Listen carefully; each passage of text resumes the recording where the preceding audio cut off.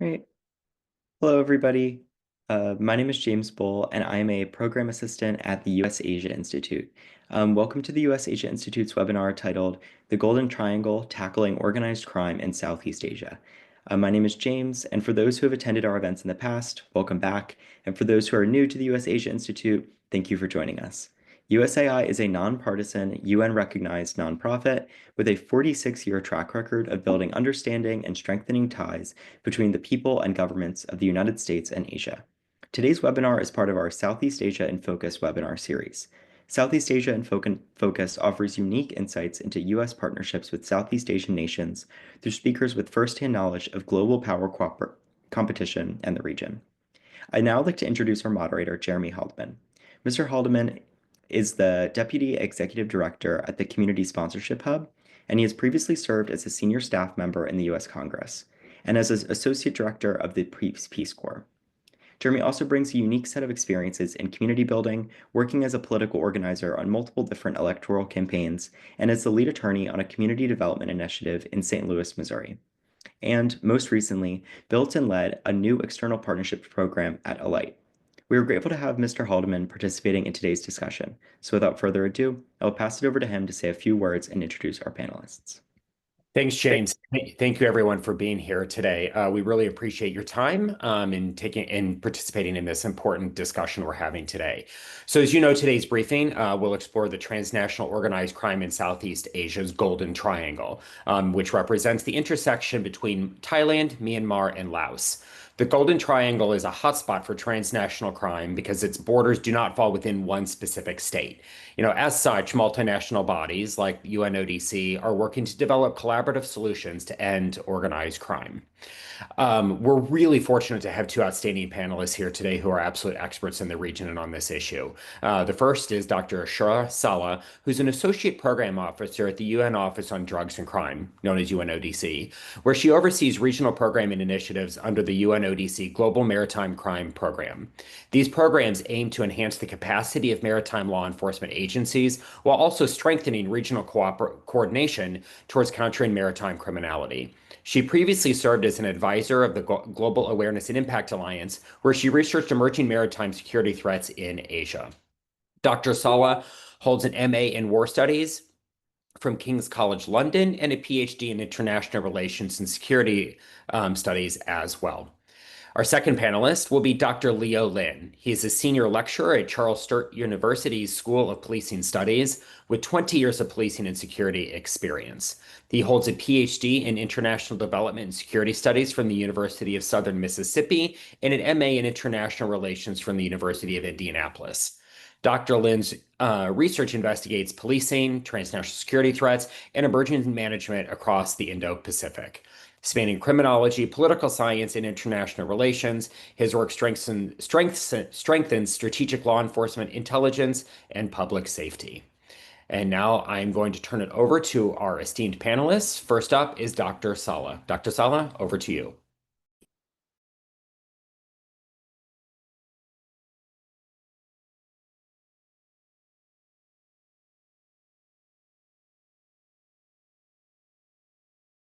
All right, thanks very much, Jeremy, for that kind of introduction, and thanks again to the US Asia Institute for this generous invitation for GMCP to attend and share today's insights, really.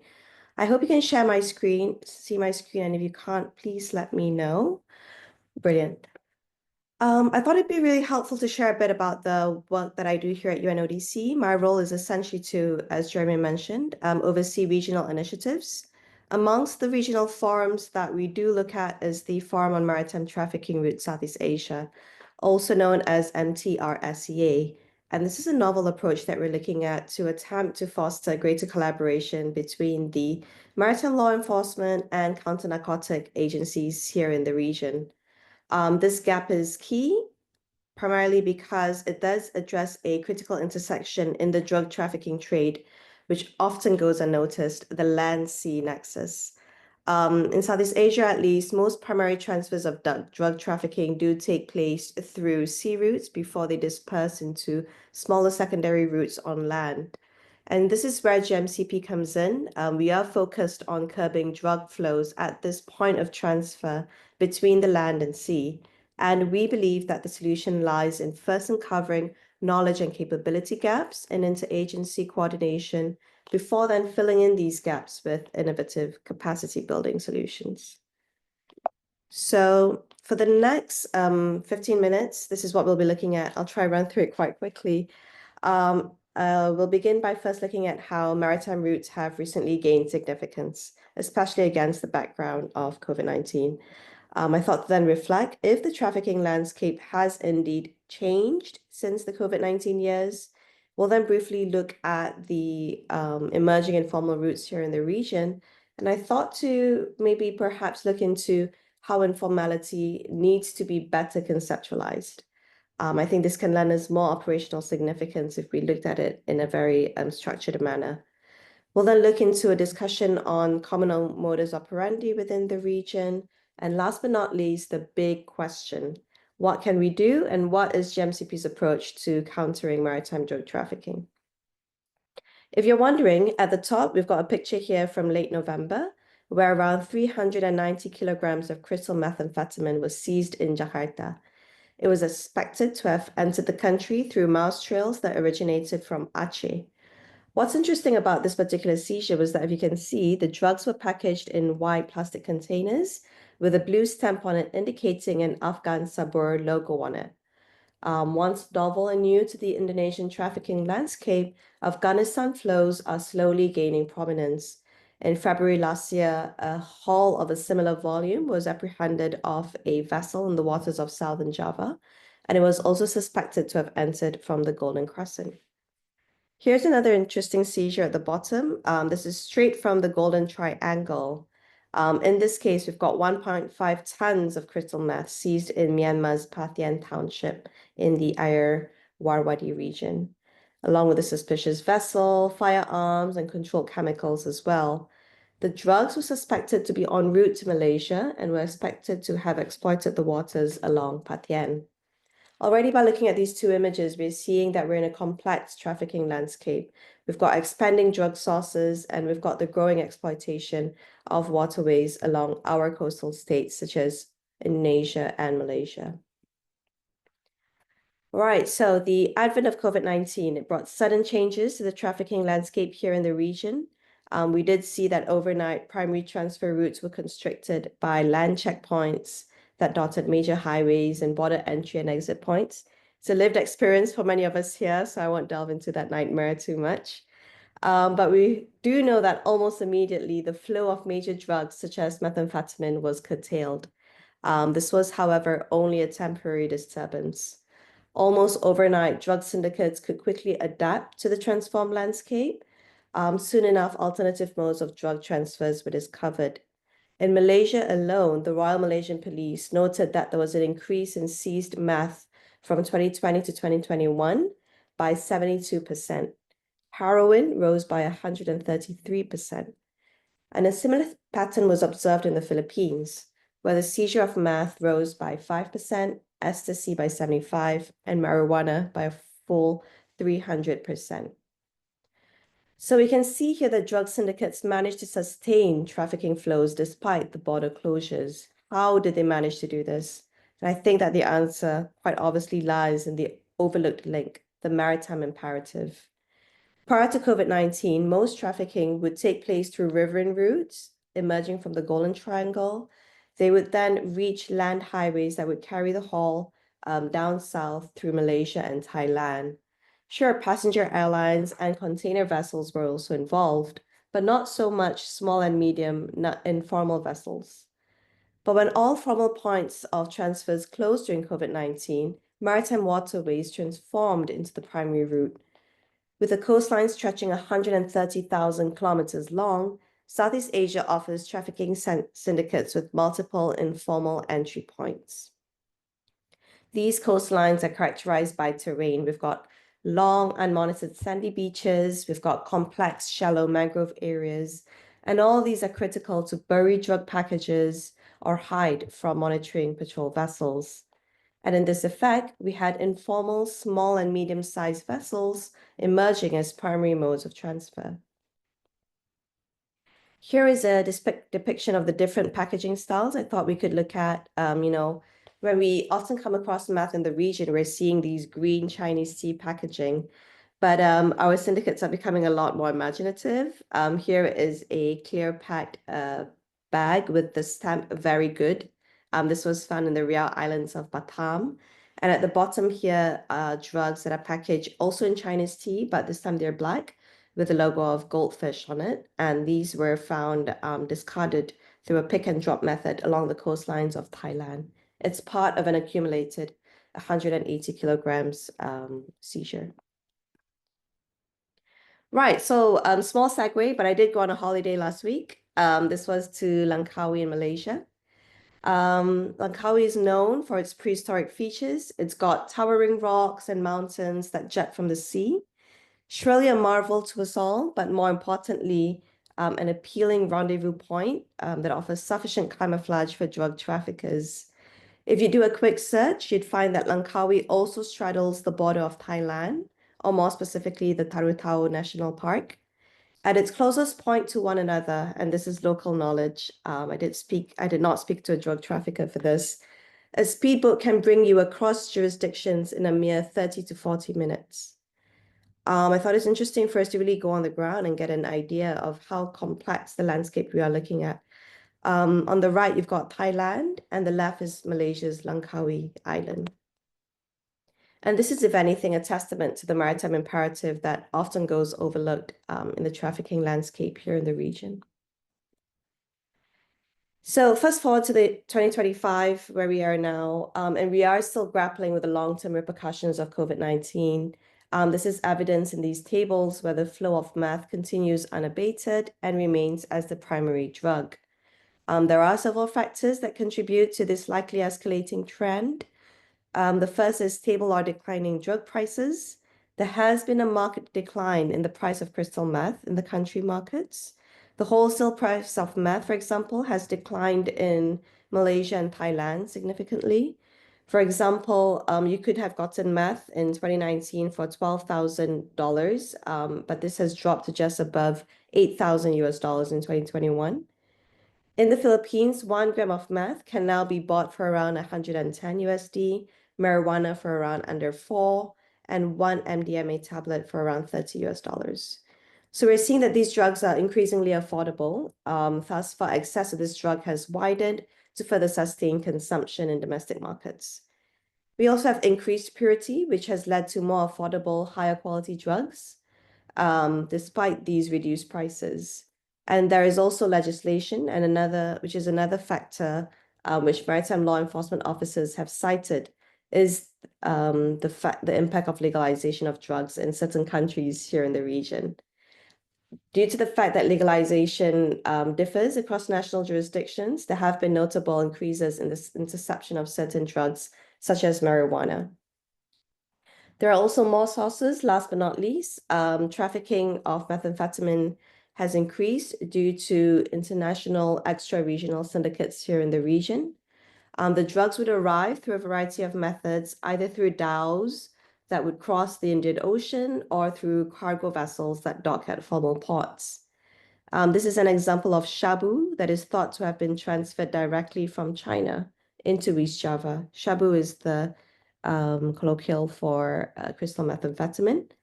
This isn't in large quantities. I wanted to specify that it is only 15 kilograms, which shows that this seizure was made further down the supply chain, pointing to the involvement of an extremely complex network. I also then wanted to look into the fact that we could actually essentially draw a map of how informal routes are being exploited and landing points as well. Due to the vast monitoring areas, difficulty in tracking, smaller fishing vessels are able to traverse these routes and eventually bring drugs from Myanmar down along the Andaman Sea into ports that straddle Thailand and Malaysia. And eventually we have the Strait of Malacca being exploited, with some drugs moving further southward towards Australia.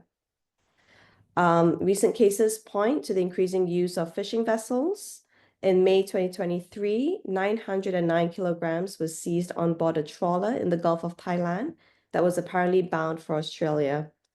We are also seeing Indonesia's new landing points, such as Aceh and Sumatra, that are increasingly receiving drugs from the Golden Crescent. In the Philippines as well, especially in the northern board, we're seeing pick and drop transfers where drugs are being deposited at sea with a GPS tracker to it, and these are thought to have originated from China. And so in discussing the trafficking landscape, a distinction needs to be made between informal transfers through fishing vessels or pick and drop methods and formal methodologies, which is the concealment of drugs on board a regulated mode of transfer, like a passenger ferry or a container terminal. And so we do need to essentially look into conceptualizing informality. This would shed light on the added value that drug traffickers benefit from when organizing their supply chains. We did conduct a very quick study on the Riau Islands, and we're able to have these three features that really characterized what drug traffickers were looking for when attempting to exploit informal routes. Just very quickly, space would refer to the unique spaces selected by these traffickers. When we look at subtlety, they would value the informality that trafficking operations offer. To what extent can they subtly recruit personnel, transform a small business into a covert operation, for example? And speed highlights the importance of conduct. How do they identify these multiple roles in a complex trans-border operation to ensure that the operation is flexible enough to accommodate a sudden change? You cannot have a package at sea or within a mode of transfer for too long. So there needs to always be this imperative to expedite the transfers as much as possible. We did look into the Riau Islands as a microcosm that did reflect trends in how drug traffickers are thinking about exploiting informal routes across the region. I thought what would be of interest to us was really the second part, which was which was speed. And this brings us to a quick look at the innovative methods that have been used in the region lately. We've got the mothership arrangement, where we've got a large ship that would meet with a smaller secondary vessel at sea. There are also methods to transfer drugs from a smaller speedboat onto a more formal passenger vessel on board to more formal destinations. Flag swapping is actually a really interesting point here, where motherships would swap their flags, despite the fact that they're not registered under a particular state. And as I mentioned earlier, we've got fishing vessels that are being exploited, but not registered within the shipping registry either. Luxury vessels, such as in the Philippines, are increasingly being used as well, where yachts would have carried huge hauls of drugs and then deposited them at sea. So last but not least, I'll try to wrap this up quickly. The big so what question. As enforcement officers, what can we do about informal routes? We understand the broad extent of dynamics that take place in and around informal ports. What can we do? No single agency is fully equipped to maintain constant monitoring and surveillance of such a complex environment. The solution lies in working together, and not just through simple interagency coordination. There needs to be a conscious effort to combine high-level and low-level enforcement strategies. But how can we be more conscious and selective in the strategies that we use? Most cases, our seizures are actually rooted in community tip-offs, and these drive ad hoc multi-agency initiatives. But this form of method in apprehending drug traffickers is simply unsustainable in the long term. There needs to be more consistency in working together, and this lies in highlighting the issues that we approach when attempting to coordinate interagency operations. We come across cooperation issues where some agencies have different priorities when working with one another. Coordination challenges emerge when there are overlapping mandates, duplication of efforts, unclear jurisdictions. And there are privacy concerns, which is a huge obstacle when it comes to sharing information. There may be inconsistent SOPs when it comes to that, or just generally a culture that doesn't encourage information sharing. So there needs to be foundations that lead towards a sustainable, successful hybrid enforcement strategy. And this needs to be first and foremost rooted in consistent data sharing and strong engagement, not just between enforcement agencies, but also between public and private sectors that include authorities and coastal communities as well. So building strategy needs the recognition that some agencies are better equipped to handle high policing methods such as intelligence or focusing on human resources, undercover operatives, and you've got low policing, which is where you would maintain order and the general suppression of crime. We need to have a better idea of which agencies have a stronger grip on which skill set and therefore establish a more sustainable enforcement strategy. This is where the UNODC comes in, where we believe that enhancing existing information sharing capabilities is key, especially when it comes to bilateral sharing or the use of third-party platforms.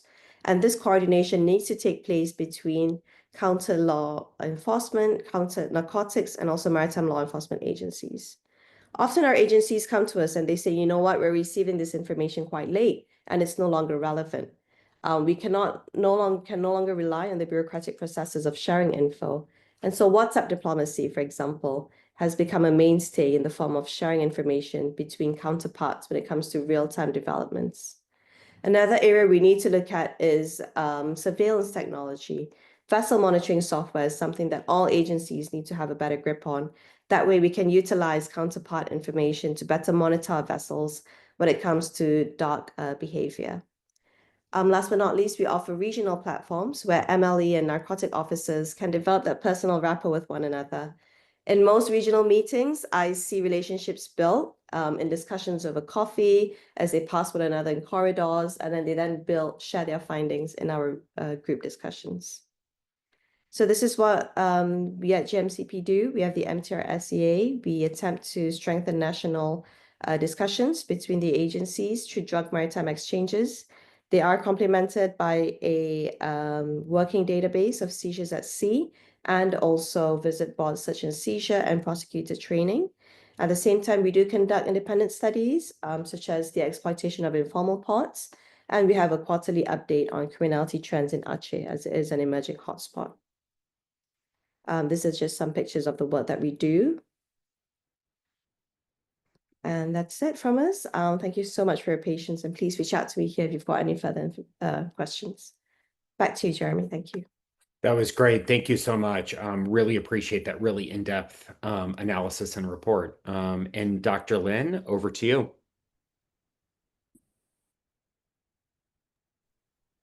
Well, thank you, Jeremy. Can you hear me? Okay.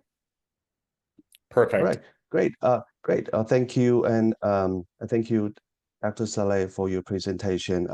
So I really enjoyed it. Dr. Salleh mentioned about land-sea nexus and focusing on the maritime aspect. I guess in my talk, I will focusing on the land side to keep it a bit balanced. But first of all, on personal note, I used to live and work in Washington, D.C., where I frequently visited the Library of Congress, just one block away from the address where the US Asia Institute is located. And those were memorable days. And now I'm based in Sydney, Australia, well, sipping a very early morning tea with all of you. And I'm happy to share this conversation with you, or even my sunrise a little bit earlier than yours in the States. So over the 15 minutes or so, I'll address the critical issue of the organized crime in the Golden Triangle area. Like I said, I'll be focusing on the land side, of course, the river, but there are several points I would like to bring. First is the geopolitical and regional security drivers. The second point is the role of organized crime groups. Here I will be focusing on Chinese organized crime as an example, and also the challenges and what we can do to mitigate the threats. So my intention today is to deliver a fact-based analysis and sharing to highlight this focal point of this organized crime phenomena. So several questions that I will ask, and I invite audience to think about it as well. First, how do geopolitical and regional security shape organized crime in the Golden Triangle? And second question is, what role do organized crime groups, especially Chinese organized crime, for example, play in narcotics and human trafficking and scam operations? So Dr. Saleh mentioned the drug trafficking, and I'll be touching upon a little bit about human trafficking and scam operations. And third question is, what are the main challenges for law enforcement and what strategies can we do to deploy to mitigate these threats? So as Jeremy mentioned, I have law enforcement background, so this is something I'm hoping that I can contribute to the panel. Let's start with the geopolitical and regional security aspect. Let me paint a general picture of the Golden Triangle where Myanmar, Laos, and Thailand meet. So simply put, it is a geopolitical tinderbox after COVID still. And I believe that it is one spark away from igniting a crisis if anything goes wrong. But that will be impacting not only Southeast Asia, but beyond that, as Dr. Salleh mentioned. Several key points for our audience to think about. The first is the political instability. So after 2021, Myanmar military coup shattered governance, empowering militias and guns in a lawless free-for-all where criminals thrive. And the second nature of that environment is the porous borders. Rugged mountains and diverse populations make border control a very difficult task, letting drugs, weapons, and people flow across the area. And the third nature of that situation is the weak governance. So, ethnic militias and warlords often outpower governments and crippling efforts to enforce laws. And of course, the international pressure to the region. The stakeholder countries and neighboring countries, especially China, the push forward to join anti-narcotics efforts, for example, but the scale of the problem keeps them scrambling. So it makes it hard to eradicate. For example, I'm based in Australia. China and Australia, they crack down methamphetamine production before, but the trade didn't really disappear. It just relocated. So far, up to 70% of the methamphetamine on Australian streets is produced in Myanmar's Shan state. So the Shan state is now a major hub for meth, with China supplying unregulated chemical precursors. So, well, it's an overall picture. It's like playing a never-ending game for global whack-a-mole. So this is the situation. But pointing out to individual countries, just to give our audience a sense, for Thailand, it has largely succeeded in some way in wiping out large-scale opium cultivation and maintain relatively strong law enforcement, relatively, though it remains a major drug transit route. For Laos side, especially the special economic zones, has become a haven for organized crime and corruption, where weak government oversight. The Myanmar side, it is the most troubled of all. Ongoing civil war, lawless borderlands, and continuing drug production make it at the epicenter of the region. Let's dip into a little bit as a case example. Since Golden Triangle remains such a persistent source of global concern, which is why our discussion is important today, I just use an example of Chinese organized crime first, and Chinese organized crime example. So I mentioned about three types of crimes: drug, human trafficking, and scams. because of the time limit, I can only use this three types of drug. Heroin, opium, and methamphetamine are the major, or the main drug produced in the Golden Triangle. Last year, China seized around 14 tons of meth, 1.6 tons of heroin, and 1.6 tons of opium. Roughly over 80% of the meth, the heroin, and nearly all the opium seized in China came from the Golden Triangle. Um, so for human trafficking, it is widespread throughout the region.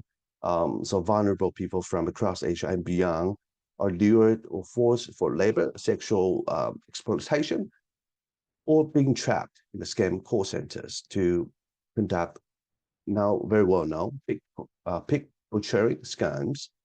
So these operations are often run by organized crime groups. Of course, online scams, illegal gambling, they're prominent in the Golden Triangle as well, especially in the spatial economic zones in Laos and Myanmar. So those areas have become hubs for cybercrime as well. So the profits, this is about money laundering. Um, it, it when it goes through a web of shell companies, casinos, or now crypto markets. So really, criminals are using all type of methods to launder their money. So let's focus on Chinese organized crime as an example. So um,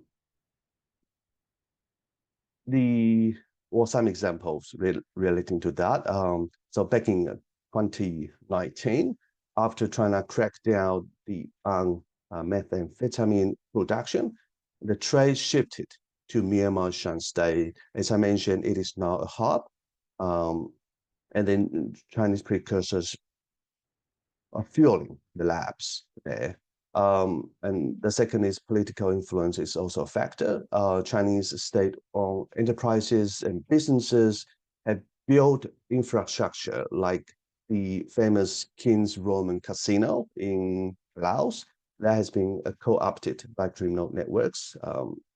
And last year, in 2024, Chinese police solved 38,000 drug-related cases from January 2024 to January this year, with seizure of around 28 metric tons of drugs. And this is according to the source of Ministry of Public Security. But this is the scale of the problem, just to let our audience know about it. And there are key figures involving in drug cases, including Zhao Wei, who runs the Golden Triangle Economic Zones, and King's Roman Casino in Laos, which is now sanctioned by U.S. Treasury Department for involving drug trafficking, human trafficking, and of course wildlife smuggling. This is another key issue, but we didn't have time. We don't have time to cover this. Several modus operandi for Chinese organized crime, like what Dr. Salleh mentioned, different route, land, river, maritime, and of course, postal routes. But for Chinese organized crime traffickers, they traffic meth via multiple routes. For land, trucks, private vehicles; for river, bulk shipments along the Mekong River, exploiting, like I mentioned, weak border controls, and increasing postal and courier services for smaller, high-value parcels, especially for international delivery. So drugs are concealed in, like what we have seen in the picture that Dr. Salleh have shared, in commercial goods and different kind of packages with showing different words on it, and Chinese characters. So syndicates really recruit locals and foreign nationals to deliver. So we have the channel, regarding the manpower, they hire people from Myanmar or Vietnam or different countries in the region to move drugs around. And they also collaborate with armed groups in Myanmar, like the United Wa, army, state army. They provide protection and logistics. This is where bribery comes in and corruption. So compared to other organized criminal groups, Chinese syndicates integrate deeply into legal trade route using advanced digital technology, making the operations highly adaptive and difficult to disrupt now. So very quickly mention about cryptocurrency. It is now one of the key developments that Chinese organized crime groups they're using. So in typical scams, they're using like messaging apps to communicate. For example, Telegram. Um, to coordinate, making arrangement and then making the interception very difficult. And there, well, for money laundering side, they're increasingly relying on cryptocurrencies like Tether that can translate into the fiat money to obscure the money flows. So methods like so-called debt drops. It is kind of postal deliveries. This one techniques that Chinese organized criminals may use. For human trafficking and forced labors, there another big problem. Online luring, physical and psychological coercion, and transnational victim flows. So a very good example is what happened earlier this year. The case of Chinese actor, Mr. Wang Xing, who was lured via a fake casting call on WeChat, promising a film role in Bangkok, but he was transferred to across the Thai-Myanmar border to Mewadi, which is a lot of law enforcement operations for the past months. But this is what happened in the scam compound. But that's a very quick example for this. And also cybercrime, online gambling, um, like wildlife trafficking, so etc. So now, what are the challenges for law enforcement for this? Running out of time, but very quickly, just give you a sense. The first is jurisdictional complexity. So three countries, Myanmar, Laos, and Thailand, they have multiple ethnic Malaysia, non-state actors, very different political dynamics at home and in the region.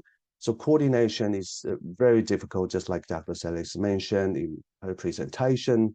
And cross-border investigation are often hampered by lack of trust and political will. This is where the UNODC and the international partners comes in to facilitate the coordination and cooperation within the region. Second is corruption, weak governance. It has been there for a long time, but it is a cultural aspect and the structural and macro factors that can not be easily changed, and also technological barriers and evolving criminal methods. So here, echoing Dr. Salleh's presentation, after COVID-19, many things have changed. Something the methods can back, but eventually evidence gathering is still very difficult to some point because now the criminals are increasingly use digital trails, and that's hard to chase. Like money laundering, cryptocurrency. Of course, if they use Bitcoin, that would be easier, but criminals know about that. So they are trying to seek about alternatives to do their illicit work. And also the alternative development, it has gained some success, but still it is encountering difficulties as well. And also international cooperation. There are gaps in intel sharing.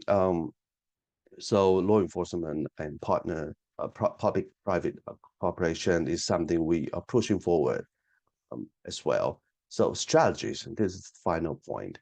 What can we do about it? So I have to say that overall, international organizations, governments have done some good job in that.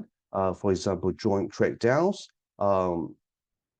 Since I'm focusing on Chinese organized crime, China has had several operations cooperating with the UNODC and ASEAN to joint patrols. It has yielded some result, and also alternative lemon, for example, crop substitution projects in Myanmar and Laos that have also yielded some success, but that's not enough. There are still many loopholes that we can do better. So what we can do, I think Dr.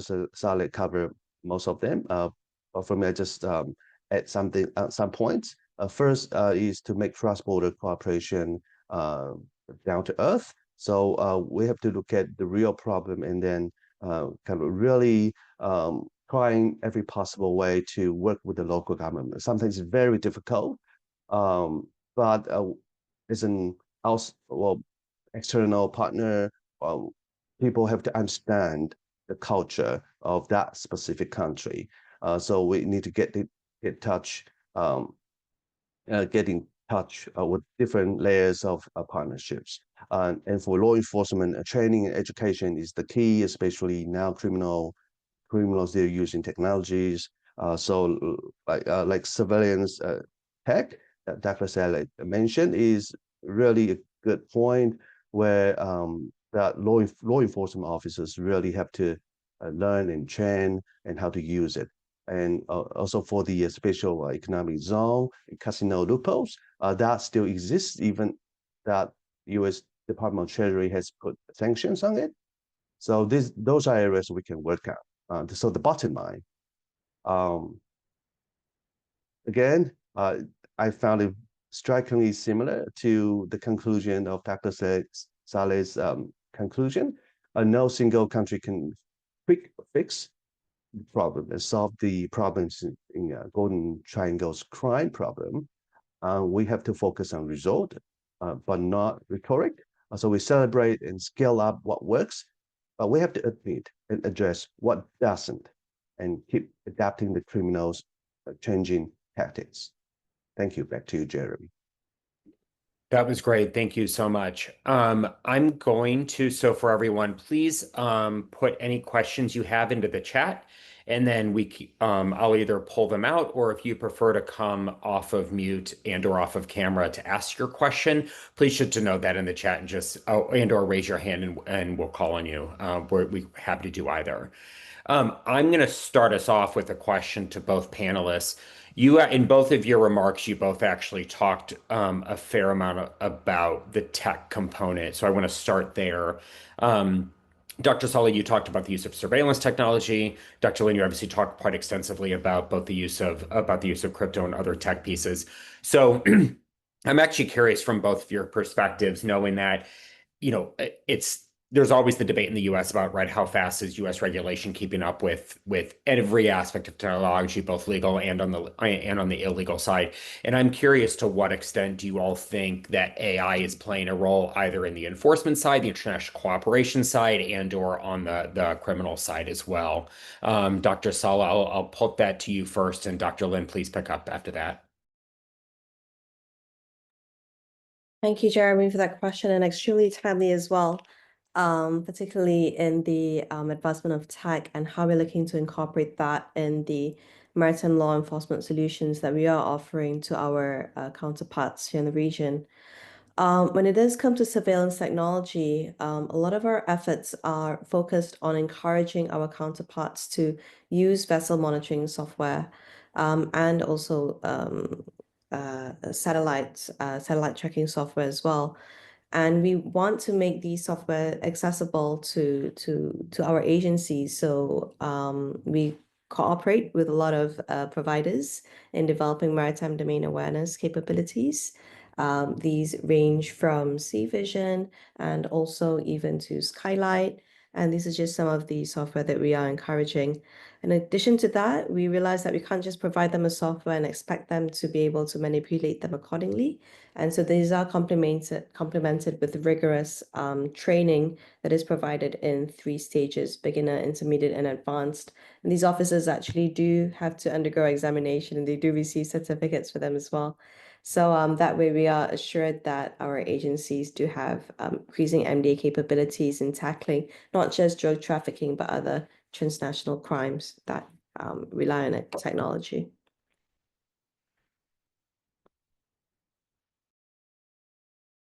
Really interesting. Dr. Lin? Thank you, Jeremy. So regarding the use of technology, cryptocurrency, and AI generally, this is really a big question in some sense, and I'm aware the development of the AI policy in the US and around the world. But focusing on the use of AI, especially for Chinese organized crime, 2 points that I would like to share with the audience. The first one is the like I mentioned, online scam, pig butchering a scam. So this is the part of the mother shop frontier that criminals are using. So in the crime scripts, as we can observe, that criminals, they are using generative AI to produce scripts. For example, romance scam and investment scams. Those are increasingly common for criminals to use that to produce based on the background information of the victim, of the targeted victims. They produce, they put in the information, and then they pop up the answers for them, so they can use the scripts to make the victims believing that it is true. For example, romance scam. But this is real. Sometimes very effective in terms of this. So I try to answer it shortly because a lot of things that I would like to share. But for money laundering side, cryptocurrency is sorry. Another point regarding the scam is the deepfake. So deepfake is using the so-called GANs technique. That essentially means that there are 2 competing neural networks competing with each other. It's maybe a little bit complicated, but they generate, well, they're kind of, one is detecting the fake content, one is producing the fake content. But eventually they use the deepfake technology to defraud the victims, making believing that they're the one who they know or their friend. But this is some technology that has been, that the cost have been reduced a lot in recent years. But those are just some examples when it comes to tech. And of course, the second point is cryptocurrency. I covered that already. But for the money laundering aspect, it's about cryptocurrency tracing. So, for example, there are companies who provide services for law enforcement, making cooperation. For example, chain analysis. It is a tech company who help and facilitate, provide trainings for law enforcement to train how to trace the cryptocurrency. But the point is, it is very expensive, very expensive. So for imagine for those law enforcement in some countries, they cannot afford to train their officers, given that the cost of training fee is so high. But those are roughly covering and answering your question, Jeremy, about tech, cryptocurrency, on AI. Thank you. Yeah, that was great. Thank you so much. I'm actually going to switch over to, we have a question in the chat from Lucas Chavez. What distinguishes, you all can obviously see this as well, what distinguishes criminal networks in Southeast Asia from other areas of the world, and how is law enforcement handled differently there? And I'll defer to either one of you to answer that question. I think I'll tackle the law enforcement aspect of it. Dr. Lin seems to have a bit more expertise on the criminal network operations here in the region. Well, from my perspective, I think that law enforcement, especially when it comes to counter-narcotics, is a lot less regulated than other regions across the world. It's very ad hoc, and a successful operation relies on informal relationships to facilitate this coordination. I think that a lot of the operations that do take place rely heavily on tip-offs from coastal communities, the relationships that enforcement agencies have personally developed with undercover agents that they have posited within the syndicate networks. And also, it is heavily dependent on the relationships that senior levels officers have developed with one another across these borders. As of the past few years, only recently have we been seeing interagency operations in Indonesia and the Philippines. But this level of integrated coordination has yet to be reflected consistently across the region. This does point to gaps in coordination, but also it does note lacking national capabilities. A lot of our agencies simply do not have sufficient enforcement assets, and which can be complemented with prosecutorial capabilities. And so because of this inconsistency in capability, this prohibits cross-border cooperation. So there's much for us to do here. Unfortunately, we're not as regulated or sophisticated as other law enforcement agencies in other regions, but that only points to more opportunities. Dr. Lin, thank you, Dr. Salleh. Thank you. So Dr. Salleh covers law enforcement and I'll cover the criminal side. So the difference between organized crime or specifically Chinese organized crime in this region and elsewhere, there are several points. At the macro level, it is the as I mentioned, the political and security dynamics are different. So looking at the economic dependencies that the Southeast Asian countries have with China. So, and of course, Chinese government are pushing forward since 2014 the BRI initiative that really impacted the regional dynamics in terms of the economic dependency and political and security landscape in that region. So here I would like to share the dual effect of the project. For example, infrastructure, like a project that have been implementing, funded by, well, for example, Chinese government or Chinese enterprises. Of course, that build up a legitimate supply chain. That's legal logistics. However, criminals, they use the loopholes. Looking at the local political and weak governance, there are always loopholes that criminals can utilize.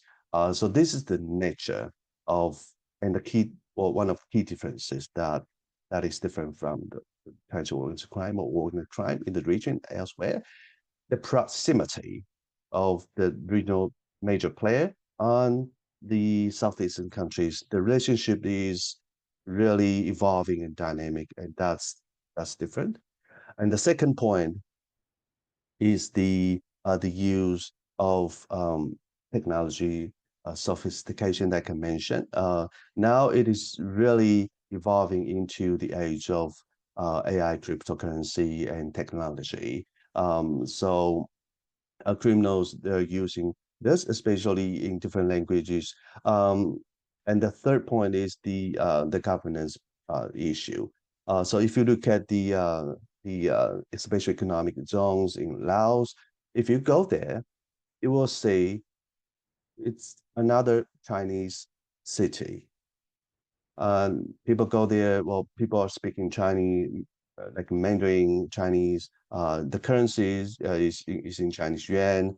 And if you're if a foreigner, non-Chinese speaking visitor going there, he or she might find it very difficult to survive because, well, he can now even withdraw money using his debit card or credit card, or use the credit card. Only local currency or Chinese or local currency are accepted. So this these influence and the nature of that specific situation. So this is the third point I would like to stress.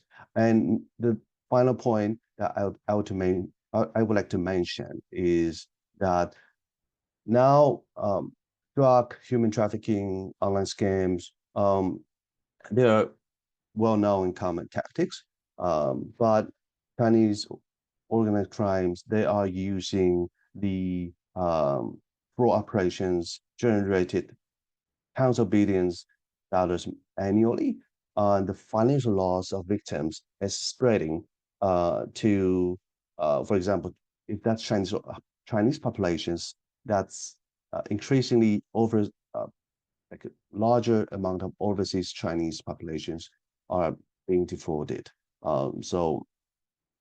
Several days ago, I talked with the local reporter here about like how Chinese organized crime using shell companies to conduct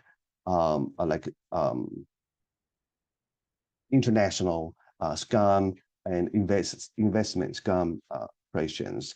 But that not only involves the region, but only the neighboring countries in the Asia or even Indo-Pacific region. So this is the overall answer that I can provide. And if there's any further questions, please let me know. Let me know. And I'm aware that the time's up. Thank you. Thank you very much. And yeah, that does, I think, the sign of any really good and interesting discussions when the time goes quickly. And unfortunately, that does bring us nearly to the very end. I do want to thank both Dr. Lin and Dr. Salleh for your time, your incredible insights into this really complex and complicated yet really important issue for us to be thinking about here in the US. So really just deeply grateful to both of you and really thank everyone for joining us today. And I'm going to turn it back over to James to close us out. Thank you.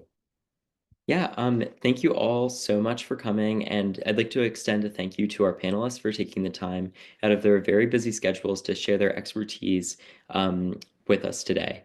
While we're out of time for the briefing portion of today's event, if you'd like to follow up with any of today's speakers, please reach out to us, and we would be happy to assist in fostering further dialogue on the multitude of things that we discussed today.